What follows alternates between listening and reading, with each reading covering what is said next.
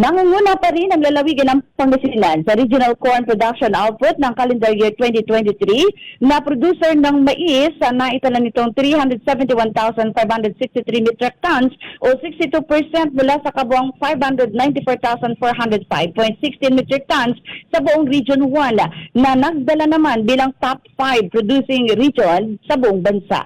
Anito kay Florante Gallego Jr. na siyang corn focal person sa Corn Boundary Program ng Department of Agriculture Region 1 sa programang Usapang Agrikultura. Pumangalawang Ilocos Sur sa naitang 116,209 metric tons o 19.55%. Ang Ilocos Norte 67,832.15 metric tons at ang La Union na nagtala ng 38,801.01 metric tons. Ito ay base sa datos ng Philippine Statistics Authority. Ang kay Gallego Jr. ang naturang ani ay sa pagtutulungan ng 152,291 corn farmers na nagkarehistro sa Registry System for Basic Sectors in Agriculture. Mula dito sa Tayug, Pangasinan, Leslie Mino, Radyo Pilipinas.